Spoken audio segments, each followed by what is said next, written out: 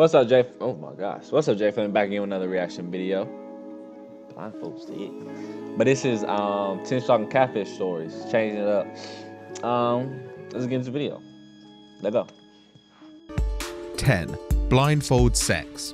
Gail Newland was sentenced to 8 years in prison after she pretended to be a man in order to seduce her female friend. Newland created a fake Facebook profile for her male alter ego, Kai Fortune, and used this male persona to start an online relationship with her unnamed friend.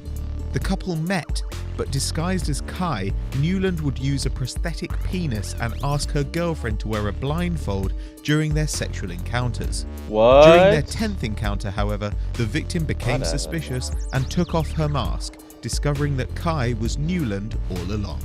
9. Wow, Girlfriend that's hoax. messed up. When college football star Manti Te'o refused to miss a game despite losing both his grandma and girlfriend on the same day, he was hailed as an inspiration by the US sporting community. But journalists at the sports blog Deadspin received an anonymous tip-off that Te'o's girlfriend never actually existed.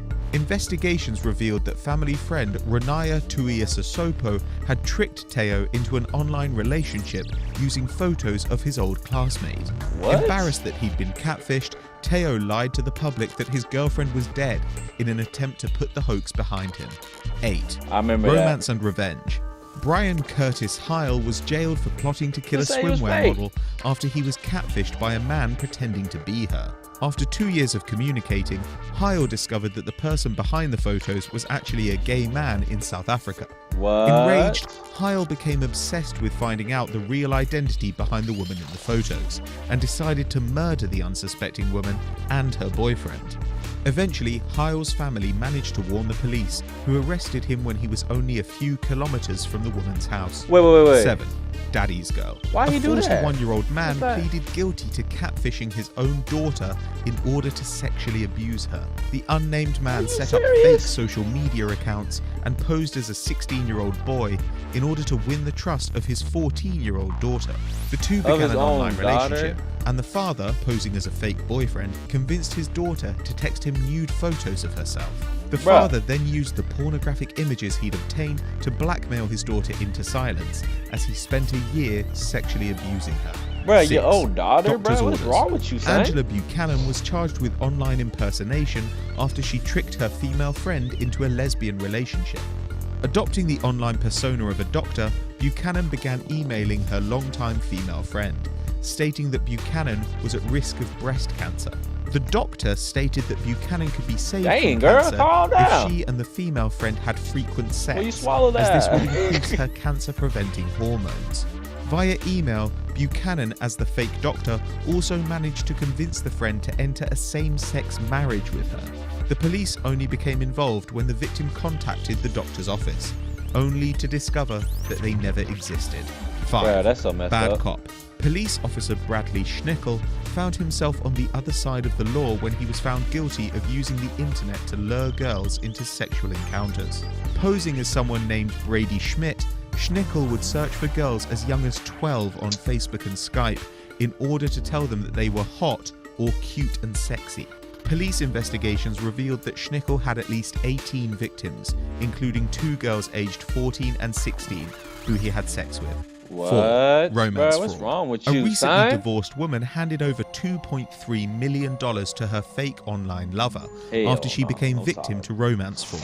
The divorcee met a man on a dating website who she believed was named Christian Anderson and quickly started an online relationship. They met in person a few weeks later, where he told her that he was an engineer working in the oil industry. As their online relationship progressed, Anderson convinced the woman to hand over increasingly large sums of money. When the victim finally realized that Anderson didn't exist, she went to the police, who discovered that her relationship was an elaborate scam involving 2 fraudsters and an actor. Oh, she got her money back. Cyber predator. Celebrity-obsessed Shelley Chartier was jailed after she catfished NBA star Chris Birdman Anderson and got him falsely arrested on child porn charges. Chartier set up a fake Facebook profile for Anderson and used that persona to talk to a 17-year-old girl. Chartier then set up a fake Facebook account posing as the 17-year-old girl, and she used it to develop an online relationship with Anderson. By catfishing both Anderson and the 17-year-old, Chartier managed to set up a real-life meeting between the pair, in which the couple had sex. Still pretending to be Anderson online, Chartier publicly shared nude photos that the 17-year-old girl thought she had sent to Anderson. Anderson was arrested and dropped from his basketball team while he was investigated for child exploitation. After more than a year, the investigation was traced to Chartier. 2. Wow, so that's what happened to him. 20-year-old David Harms was jailed for 8 years after he catfished children online, posing as celebrities including YouTuber Zoella. Over a period of 5 years, Harms searched for victims over Skype and used false identities to talk to girls as young as 8. What? He would encourage the children to take off their clothes while on webcam and even coerced a 13-year-old into performing sex acts on camera. Harms would then record these video conversations and distribute them as child pornography. When his house was searched, police found almost 2,000 videos of child porn and 60,000 online chats. 1. Fatal attraction. 3 people were sentenced to life in prison when an unfriending on Facebook led to a double homicide. Janelle Potter claimed to be a victim of cyberbullying. She would show her mum Barbara hundreds of emails and Facebook messages from her ex-friends Billy Payne and Billie Jean Hayworth, which threatened to hurt her.